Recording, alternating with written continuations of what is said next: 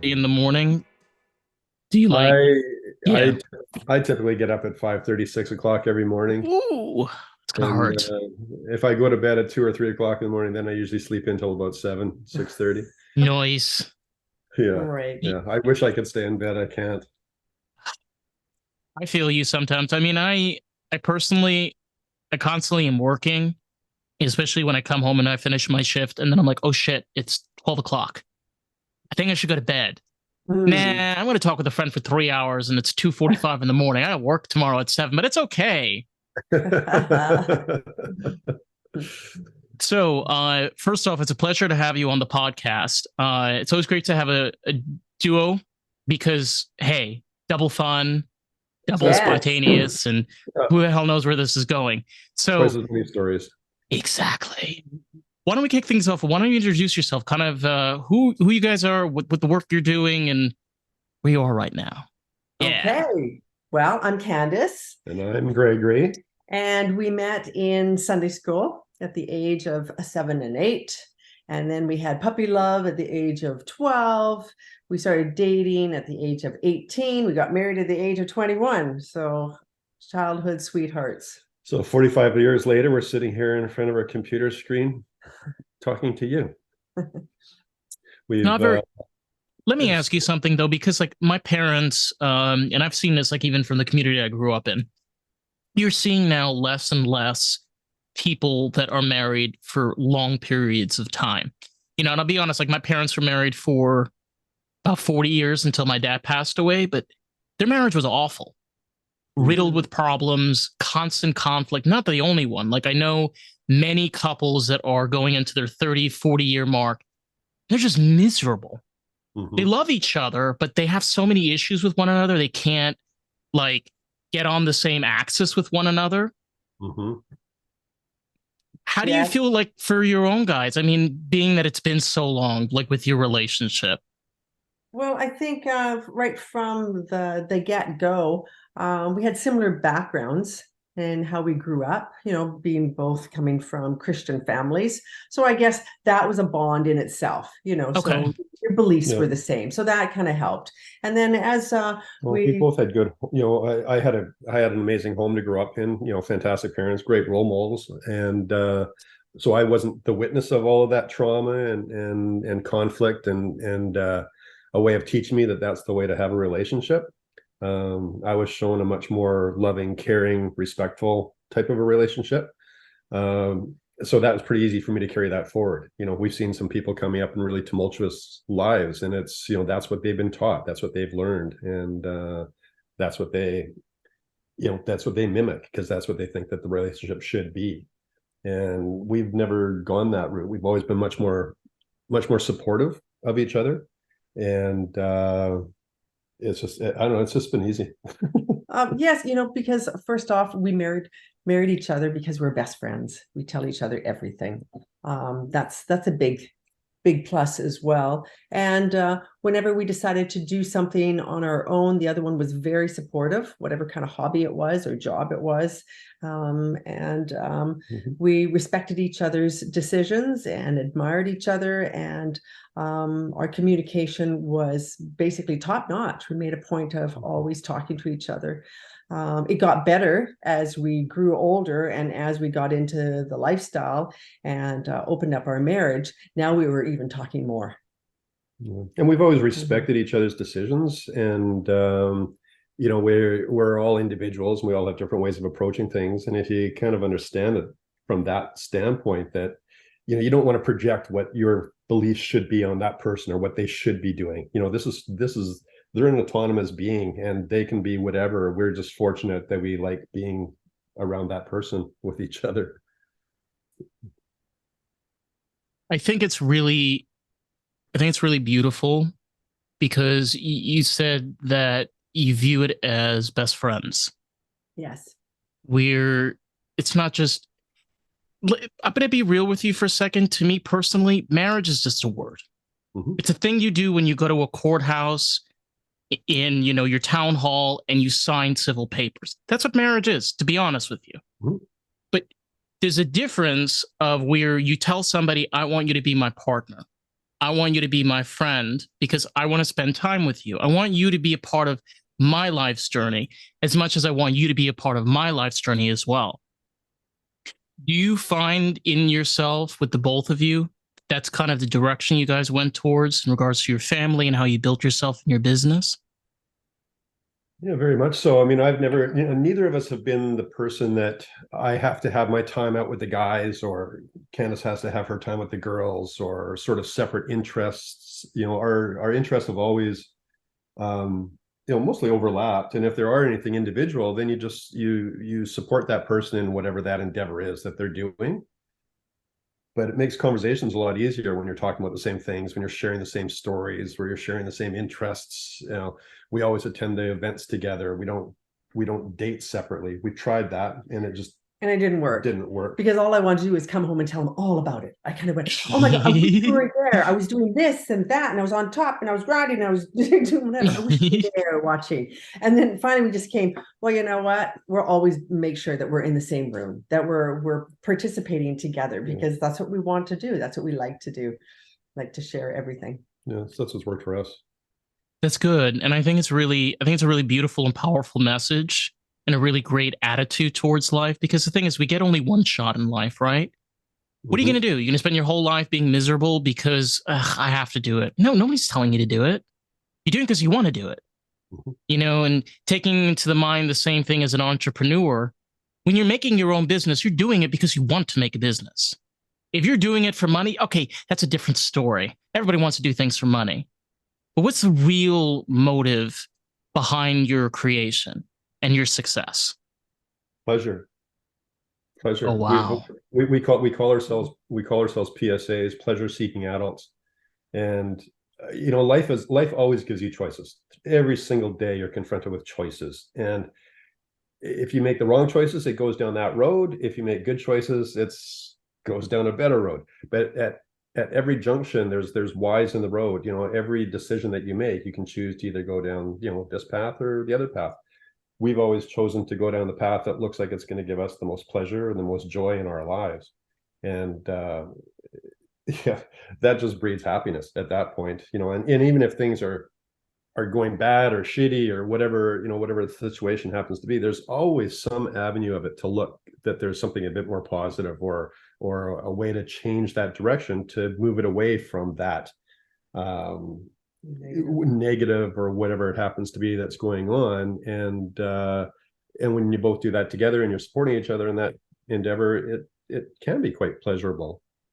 Yeah. Just noticing the two of you, like talking with you for like the past almost 10 minutes, going back and forth, you can definitely see there's teamwork and structure here, where if he stumbles, you kind of come in, you stumble, he kind of comes in as well. I bring this up. This is not rare. The type of relationship, the type of work that you guys are doing is not rare. The thing is, most people are not doing this. Most people don't realize you can have a life like this. You can make whatever type of family you want, because you're an individual. You're going to find another individual, and you both as individuals will decide what's the best course of action.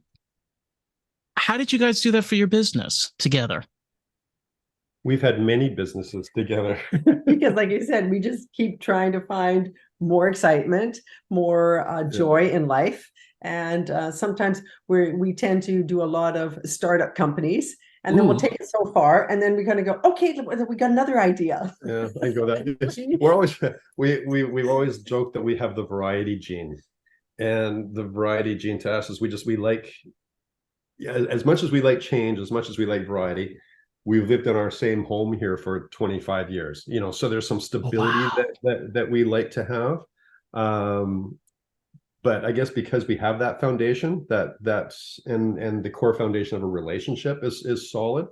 that it allows us to now go out and experiment with things. And we've never not allowed ourselves to do whatever it was that we wanted to do because of, you know, any perceived repercussions or any concerns that we might have about, you know, how the outcome might be. It's, you know, we don't do things willy-nilly, you know, we contemplate things, but we allow ourselves to try things. And if we don't like it, we just don't do it again. Same with if it's a person too. You Yeah. kind of go, oh, I didn't like that situation. We go, oh, okay, we just won't do it again. Yeah. But you know what? That was kind of exciting. And now we can mark it down and it's off our bucket list and we kind of make the best of it. Yeah. Right. And if it gets really fucked up, we've always got a story. Like Oh we've my always God. got something that we can like tell us stories of, you know, we were traveling and this happened and like this happened. And then, you know, but it's a story, you know, because it's something to share later and reflect back on and, you know, and maybe look at some of our choices and laugh about them. But, you know, don't take anything too super seriously, you know, because once it's done, it's done. Like we can't go back and fix something that happened 5 minutes ago. We can't fix something that happened 10 years ago. We can accept it. We can look at it. We can say, okay, well, what did we learn about that? We, you know, maybe we won't do that again. Or when we do it, let's use more lube or whatever. You know, it's, you know, we'll figure out something. Well, it depends. Sometimes you need lube that's cherry flavored, and sometimes you want to get a little frisky, honey. I want to get root beer float. Yeah. But if you make the wrong decisions, you've always got tomorrow, or just, you know, a washcloth away, you can change it. I mean, depending if you can walk after that experience. But it's, I was talking with Carissa. She's the host of American Groove. We were talking about this a few days ago, and the weird thing that I find always is you like to view everyone, you kind of put yourself in this mindset of where everything's permanent, whether, even though it's not. Everything's temporary. Fact of life of that is the fact that you're going to die one of these days. Proves the point that nothing is permanent. So that being the case, you know, she was telling me that if it's not permanent and it's temporary, why fixate and worry about it being so horrible now? Understand that that's the situation right now, but it's not going to be like that forever. It's going to change, but you got to believe in that, because if you don't, you're just going to keep yourself in the same rut over and over again. It's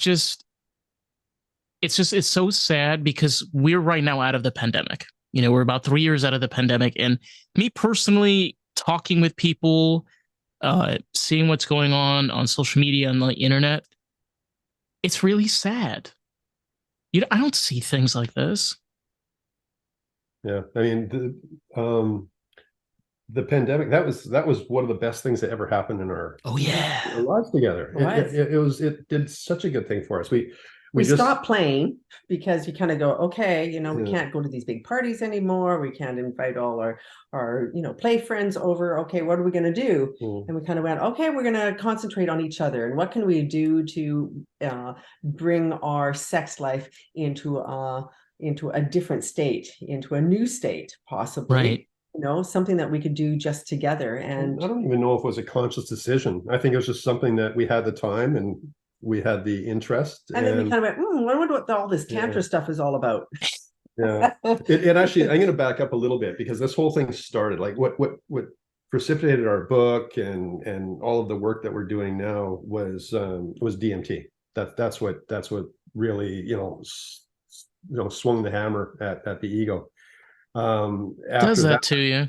Yeah. After that, it was ayahuasca, a number of journeys on ayahuasca, lots of mushrooms, lots of other things. And through our integration process and trying to, you know, look at ourselves and our egos and what are we doing? And there was a time that we sat there going, you know, well, why are we still doing this? Why do we still consider ourselves, you know, as swingers or, you know, in the lifestyle? Is it, what are we trying to satisfy? Are we trying to satisfy our ego, or are we trying to satisfy boredom with each other? Like, what is it? You know, we have to really sit down and look at it. And,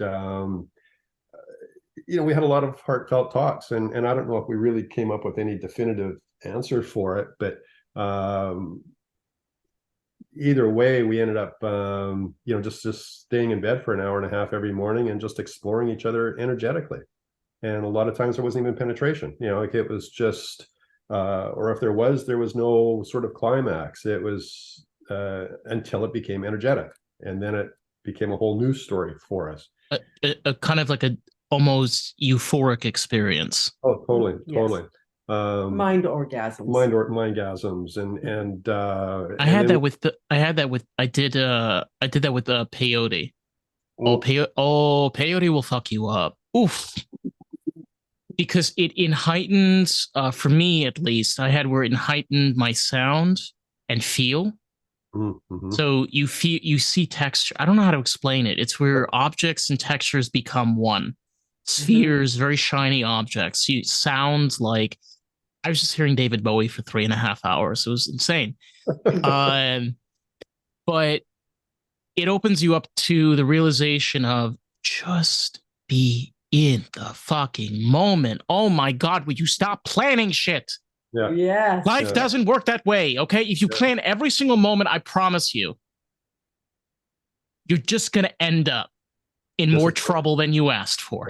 And disappointed. When we go to parties, overplanning. When we go to parties or events, we go in with no or very low expectations, and we say we're going to go with the flow. Just go. Even when someone comes over, it's not like, okay, tonight I'm going to bring out all my vibrators and I'm going to dress up and do whatever. It's like, sorry, no, I don't really know. I don't know what the other person wants, and I kind of go, okay, so. You kind of look at your new play partner and you go, so what are your desires, fears, and boundaries? And a lot of times people kind of go, I don't know.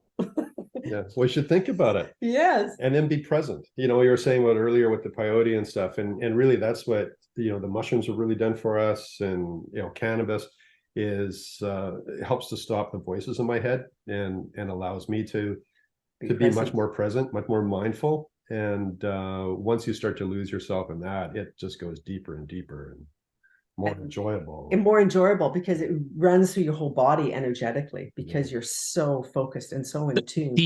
The two hardest things for me, because I smoke cannabis daily, is the paranoia can get very intense and the depression.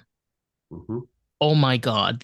Because the thing that most people don't tell you about cannabis is, and I've known this and I've spoken to people who have done it for long periods, especially like now and how it's grown, your effect will differ dramatically depending on how it's grown, who grew it, what type of terpenes, what type of flower, is it a clone, how it was, and you're like, who cares? But believe it or not, for plants like these, every single one of these details matters. Yeah. And this is like a scare tactic. This is stuff that people can use of like, oh, this is why you shouldn't do this. See, this is the danger. Like, this is the problem. This is why we should stay away from it. This is why it should be scheduled 1. It's because of those reasons. I don't think that way, though. No, I mean, so much of it's dosage, for a lot of people. I grow all of our weed, and smart. So I got a couple tents, and I talk to them every morning. I talk to them, bless them. Do you read them stories? Sometimes. I was I think wasn't my last harvest, the harvest before I started laughing. It was time that I had to harvest, and I'm not a day smoker. I'm a night smoker, or anything after 4:20 is kind of fair game. But I'm like 7-Eleven, 24/7, honey. Yeah, well, that'll be next week. We're going to our local regional Burning Man event. So nice. So we leave on Tuesday for that. Good. Yeah, we've had a theme camp for the last 5, 6 years, 7 years. We've had a theme camp, so it's all part of it. Nice. But yeah, so I was going to harvest it this one morning, and I thought, well, just I had my bong sitting there. I thought, well, I'll just take a quick hit. I'll go downstairs and I'll go into my little room and I'll harvest my little babies. And I found myself like tearing up, and I was getting all emotional that I was cutting these things down, and I was just like to use the big pruners to cut the stem off, and it was like it's quite funny, but we had quite a conversation. If it makes you feel any better, it doesn't hurt the plant. Oh, I know, but I've asked many times. Oh yeah, we've had the conversations. Yeah, enjoy me. Enjoy me. It's I got really turned on to alternative healing several years ago, and I still go to a doctor. I still, take medicine daily. But the thing I love about it is that it's from tribes and cultures, traditions spanning tens of thousands of years. Yes, they did not understand modern medicine. I understand it, but the really cool thing is how this planet, the ultimate quantum computer of quantum computers, designed these plans and developed these type of chemicals that affect our brain in different ways. And it's interesting because I asked myself this question: why did the universe create this world with these plans for us to experience?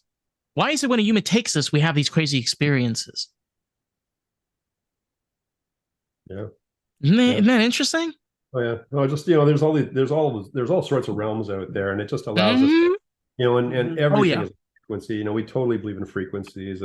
I mean, you can see that at its simplest form is if you walk into a room, you walk into a party, and there's one person there that you're just attracted to them. You don't know why you're attracted to them. Or there's a clacker. There's that person that's in the room that just annoys you, and you don't even need to speak to them. You just look over there, and you don't know why. I know who you're talking about. I have 4 of those in my office. Oh. And it's just, I mean, if you could visualize what their frequency was, if you could put them onto a sine wave and you could see where it was, you could see the differences in how people are. And of course, they're going to interfere, they're going to overlap, or they're going to clash a little bit. So, right. And you don't necessarily want to, in most cases, what we would consider lower ourselves, especially because we don't drink alcohol, and we entertain a lot. And it's interesting, the people that do drink alcohol, especially the ones that even slightly overconsume, how different they are within the 20 people that are in the room. Like they're just different. They stand out. The conversations are different. The way people react is different. And it's just through vibration. It's purely how it all works, I think. My relationship with alcohol is a little my father is Moroccan, so I'm African and also American from my mom's side. And alcohol is a very big part of culture. So it's, even now, I don't drink alcohol on a daily basis. I can't afford it. But it's just, I don't yearn for it. I don't know how to explain this. I don't crave alcohol to the point of like, I need red wine now. Mm-hmm. I could fill up a glass of red wine and look at it for 2 hours and won't drink it. It doesn't matter. Mm-hmm. If I want it, I want it. If I don't want it, I don't want it. So I have a very hard time understanding being an alcoholic, because I was an alcoholic. Mm. I was an alcoholic when I was a teenager. It was really bad. Well, and I did ayahuasca. And the mother Aya taught you some lessons? Didn't get that far. Yeah. It was only 18 hours, but yeah. But I learned the idea of separation and addiction. See, the weird thing is now because I have addiction still to other things, but the way that I look at it is, you're clinging to this because you don't want to let go. Mm-hmm. That's what's in my head. Every single time I think about it, it's like, you're clinging on it just because you don't want to let go. That is what's holding you back. That's the only thing. You have to choose. The direction you choose as a person, as a human being, is to realize you have to lift yourself up out of that hole. Mm-hmm. Before the person is able to reach their hand to you to take you out. And again, it boils all the way down to, what we spoke about earlier. It's just, choices in our lives, right. All choices. And if those are the choices that we make, those are the rewards that we reap. So whether they be good or bad. And realize that it doesn't matter what other people think. Yeah. And what we want to do. And I think that was the big thing writing the book, was being vulnerable and letting ourselves be revealed in this book, to the point where we kind of go, okay, you know, we're going to lose some friends and we may lose some family members too over this, but it doesn't matter. It doesn't matter. If we know in our hearts that we did the right thing, then it doesn't matter what other people think. Just pulling up your page because I want to see what the book is. Oh, it is so hard to have a stoner brain because you don't remember shit. Shit. Okay, you're like, wait, what was it called? What was that? Our way to enlightenment. F***CK. Actually, if you're online, go to evolutionarysex.org. Let me see. I'm gonna go there right now. Evolutionarysex.org. Short for orgasm. Oh yeah. Oh, fucking our way to enlightenment. Okay, that is a great first. It's a great title. Thank you. Great title. And just coming up with that and thinking, you know, is that going to be too harsh? And having, you know, gurus say to us, no, that's exactly what you want to do. You want to hit them on the head. That's what you want to do. You want to just say what it is. I had once a guest that asked me before they came on. They said, you know, do I have to be careful with language? You know, there's certain things to avoid.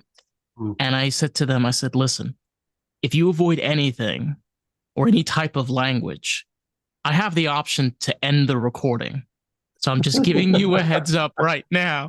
And they were like, okay, we got the message. But that's the thing, though. If you want to be able to have a conversation with a person, you want to talk, you have to be able to talk about the things that are uncomfortable. Okay. We don't like talking about human trafficking. We don't like talking about girls getting raped by their dads or family members, or by their pastor, or for boys for that matter. We don't like talking about women in the sex industry, where strippers sometimes are belittled to the point of hookers, that they have pimps that are controlling groups of them when they're just exotic dancers. What the fuck? There's so many different things we can avoid. But guess what? We have lives to live. And if we want to be able to be successful, and we want to be able to communicate as adults and as humans, you got to talk about the shit that is uncomfortable sometimes, because it's needed. It is. Yeah, and there's going to be something inside the message, you know, for everybody. You know, there's people that don't believe in open marriages, or they can't see themselves being that, you know, and typically it's you know, the jealousy thing is the big thing that comes up, and that's just, you know, people not having, you know, confidence in themselves, really. But it's how many people we just went to a grad reunion on the weekend, and nice, and brought the book and talked to a lot of people, and we estimated about 80% of them were like they change the subject, look away, ask something else, ask some silly question, and then change the subject, because it just makes them feel very, very uncomfortable in their own skin. The fact that we're doing this, and this is our book and this is our experience, but they're feeling somehow uncomfortable with it. We're hoping that people are going to get over that. You know, there's a lot of messages that are in the book, and yeah, a lot of it is, you know, crazy, erotic, you know, highly titillating, very graphic stories, and but then it develops into the relationship aspect of it, and how you can maintain relationships and improve them, and communicate, and things to look out for in relationships. So, you know, it really does have an arc that way that takes people through. But we talk about it all. You know, there's no piece of flesh left unturned. Yeah, we bear it all. We bear it all. You know, I tried even for myself to go that direction as well. And I feel like this is why, you know, we've connected. And first of all, I'm having so much fun right now. Woo! Waiting for more of this joint to kick in, please. Jesus. When do you call us later? Or we can call later. We can do like a bong party or something together. Oh my God, yes. Really go for fun. Yes, we should totally do that. I'll have a big bowl of my Astro Boy watermelon, and you know, some really good stuff. All right. But yeah, I just lost my brain for a second. But I mean, like, just within the experience within it in itself, I again just going back to going with the flow. Oh my God. If we just learn to be able to open up, go with the flow, be able to talk as people and communicate as people, there's so much that we can do for each other. And as long as you're doing it with kindness, you're not doing anything to hurt or harm anyone else. No malice. Yes. Yeah. Just as much as, you know, whoever we're playing with, you know, we're consenting adults, you know, and there's nothing wrong with it as long as both parties are into it. You know, there is no shame. There is no guilt. No. How has the reception been for your book so far? I mean, with people reading it, and of course, people telling you how to go. They're almost all 5-star ratings, which is fantastic. Wow. We're getting really good ratings. I love to read the titillating stories. I think that was a big part of it. And then how vulnerable and open that I am, you know, as a female, talking about, you know, women's empowerment. Yeah. Yeah, there's been people that there's no way in a million years we would have guessed that would have read past the 3rd paragraph, because once they started to get into it, and to find out that they've read it 3 times now, you know, and they've read it together, they're analyzing it, they're looking at all the different questions and the concepts, and you know, it's bringing up all these discussions that they're having in the relationship that wasn't there previously. Because on the back of the book we have a whole questionnaire on, you know, what kind of play styles do you like? And of course, we decided to do this all alphabetically. So what comes up first is anal play. You know, yes, no, or maybe. Right. And it goes all the way through from, you know, you can think of this. It's an excellent question. It really is an excellent question.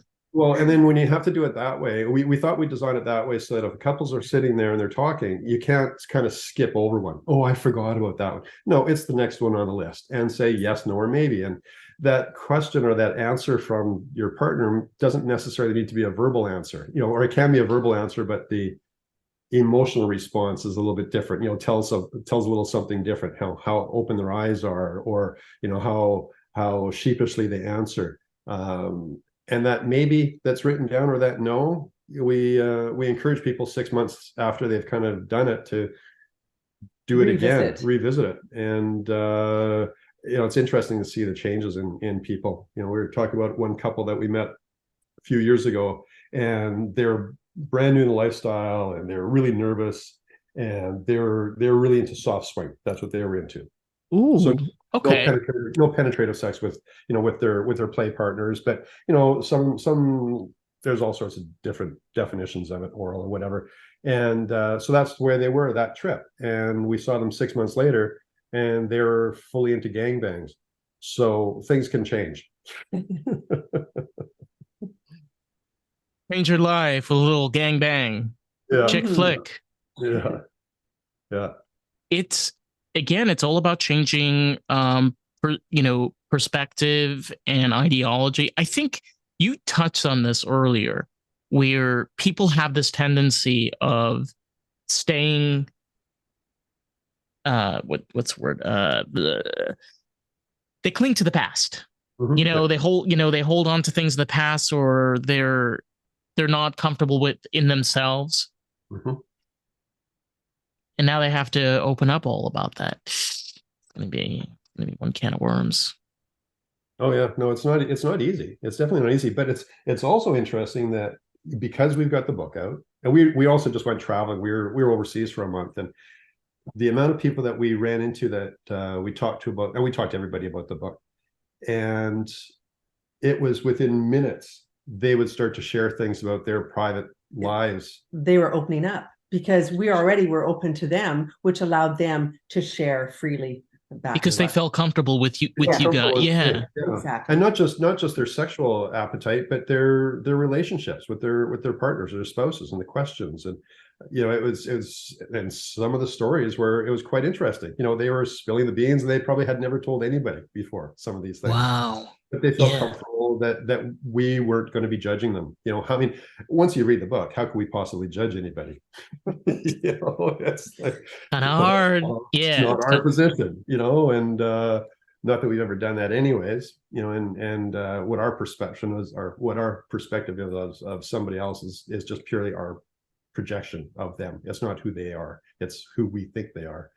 So, we understand that, and that's why we let things flow and go as they need to go. I had a particularly troubling night on Aya, and at the end of it, there was a shaman that was helping me out, and she sat beside me and she said to repeat a mantra that was, I love you, I respect your process, that process is not mine, I love you. And when she first said it, I figured, this is crazy, what has that got to do with anything? But we both use that on a regular basis now. Driving down the road, somebody cuts us off. Now it's like a breath and go, I love you. I respect your process. Your process is not mine. I love you, because you don't know what's happened to them. You don't know what happened day. that morning, whether you had a fight or whether their cat died that morning. You have no idea. Yeah. And who are we to judge? So this way, if you're leaving it all open and you project kindness to them, your life is just easier. In general, we project sluttiness and we get that back. It works quite well. So it's whatever you project. It's true. It's the kindness that you give to others, a smile or hello. It may brighten somebody's day. You don't know. They might have had a horrible morning and you just made their day. Or they'll think you're really creepy and you can giggle about that later too. Yeah, you're like, do you see that pervert? He said hi to me, like over there. Again, it might not go, but you've got a story. Question for you guys: where can these wonderful listeners find your work? Find the book, and get involved in the experience. Well, they can find it on our website, which is evolutionarysex.org for orgasm, evolutionarysex.org. And that's got the book on there. You can order it through there. You can order it through Amazon. You can order it through Ingram Sparks. And on the webpage, there's also a couple other opportunities there for our mentorship program that we've got. Mushroom facilitating. Ooh, I like that. Mushroom facilitating. Yeah. All right. And we've been starting to use that now with couples. I mean, it gets into be it gets into be a very. You're talking about are you talking about micro dosage? No, full on. No, full dosage. Yeah. Full on dosage. Yeah. Not full doses. 3 to 5. Well, on a journey, and then we've been doing these intimacy things with using 1.5 to 2 grams. And what we find is that, when you're coming out of the journey and you've got a couple and you're creating an intimate, safe environment for them. And it doesn't even need to be sexual at that point. It's just being together, connected, and then we'll start to encourage the eye gazing and the breath work and getting into that energy sharing part of it. Light touching. And the mushrooms just they help you to be so much more aware and present in the situation.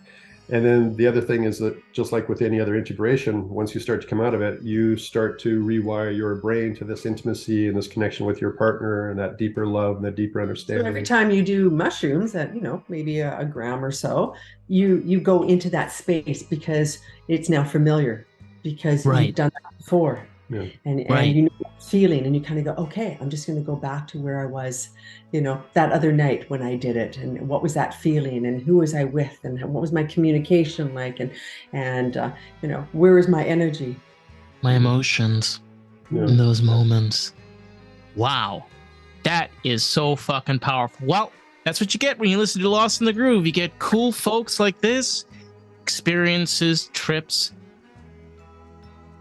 Yes. And more to learn forward. Anyway, with that, we got to go.